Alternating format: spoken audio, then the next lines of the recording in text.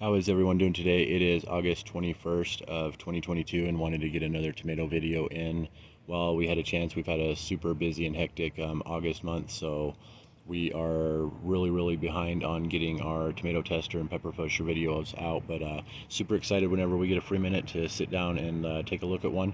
This one's called the Indigo Rose. If you see right here, it's got a really deep color on it.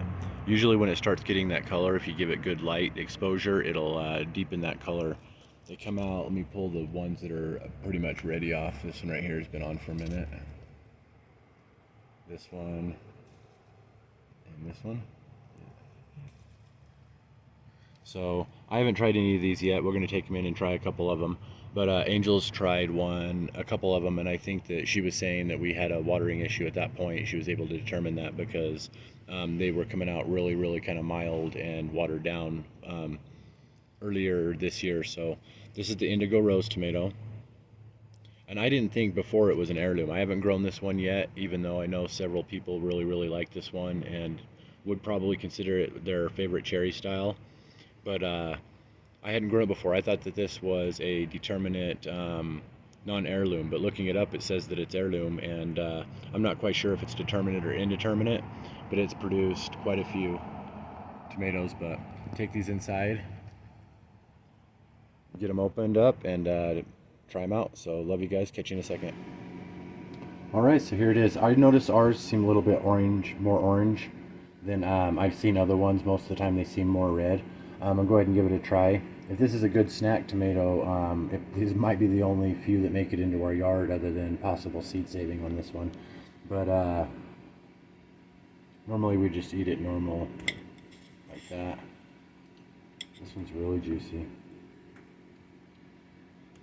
That dark color on it, the indigo color, will sometimes be almost blackish or like a really deep purple.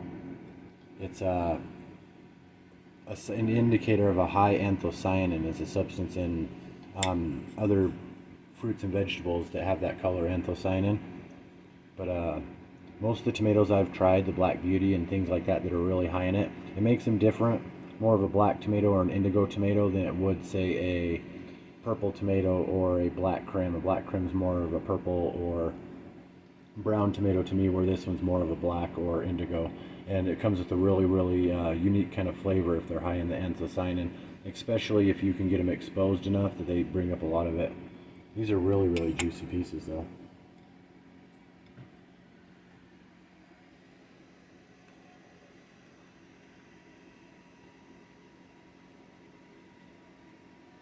Try another piece real quick. This one, I don't put salt in my tomatoes. This one seems like it has a little bit of salty flavor to it. It's got some zing to it, and it's stronger than a lot of the other mild types, but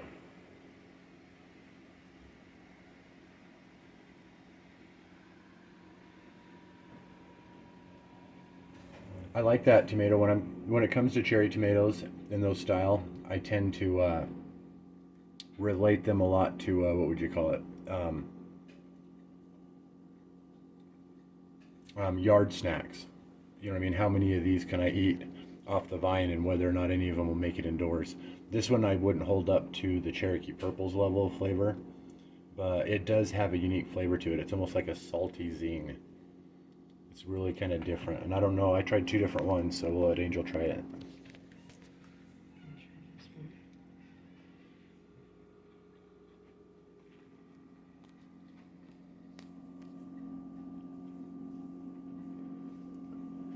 To me, it seems mild. It has a very light taste, and it doesn't have a lot of acids in it. It is really good and refreshing snack tomato. It's sweet too. Doesn't seem to me to have like the potency of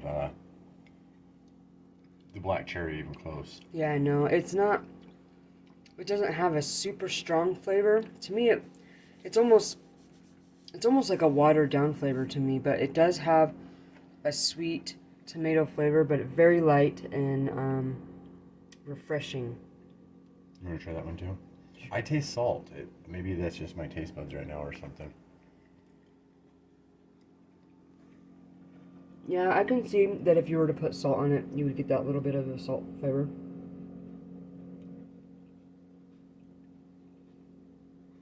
Very good overall tomato, though. Yeah. I would recommend trying it. We're always, our favorite cherry tomato and yard snack tomato is the black cherry tomato. And it's just got the flavor, it's got a lot of stuff. I tend to lean to liking the other snack tomatoes. If you take the black cherry out of it, I like to go a lot more mild. And compared to some others, and this could just be our grow. I want everybody to know that like 100% of our grows could be done better and by us alone next year. So our grows are never indicative of what the plant can produce or do. All of our stuff is in containers, so we sometimes have mismanaging water systems, or we just grow to have fun. So we kind of go out there to have fun, and if it ever starts to feel like overwork and stuff, we'll take a step back. And what can end up happening is a yard can struggle if you crowd it like we do, grow on the fly like we do, just a lot of the different stuff that we do. So that one might be a little watery too. Yeah, and with all, we've been getting a lot of monsoon rains this month alone. Almost daily we've been getting rain. So that could be another indicator that it's watery and a little more bland on the flavor, but it was still really good tomato and I like it. Yeah, and so I'll take you guys out and show you another look at it again real quick. I think that one would be good in a salad. Like I usually don't think of tomatoes for salad. It doesn't have it has a mild flavor, but not like so mild that it's not, the flavor isn't there. Right. And I wouldn't even compare the flavor really to a traditional tomato, for example. No. But those ones vaporized off the plate there. So we love you guys. Just wanted to do another quick tomato video. I'll take you outside and show you one last look at the plant and see if I can chat anything else about it and get this finished up with. So we love you guys. It's the Indigo Rose, and we'll catch you in a second. All right, so that's the Indigo Rose tomato. You can see we got quite a few more on here. I'd like to get some relevant information out about it. I looked it up online to see what I actually knew about it and what matched up with where I could find the most relevant information, and I must have found some bad information previously. This tomato, to be considered an heirloom, most people say it's got to be 40 to 50 years old and grown often. There's other circumstances where you might get a tomato that's considered an heirloom, but it's not 40 or 50 years, but it usually has to have some sort of cultural relevance or attachment to it that makes it a mainstream kind of for a large amount of time. This one right here looks like it was established at the Oregon State University is what I looked up on it. And it's actually from what's called the Blue Group, but it wouldn't be considered a heirloom yet, I would think, based on the time frame alone. It was established at the Oregon State University, and it was about 2012 when it was. It says it was established by natural means, so it's always a good reminder to get online sometimes and double check the information. But this was a really good yard snack tomato.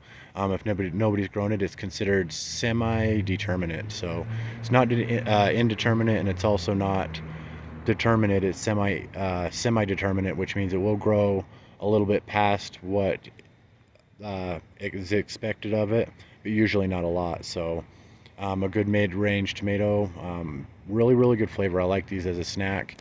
Really beautiful in the yard. Cool name. Oregon State University and 2012. If I can find a pretty good article on the information about this tomato and where it comes from, I will go ahead and add that. But August 21st of 2022, the Indigo Rose tomato, and love you guys and catch you next time. Thanks for watching.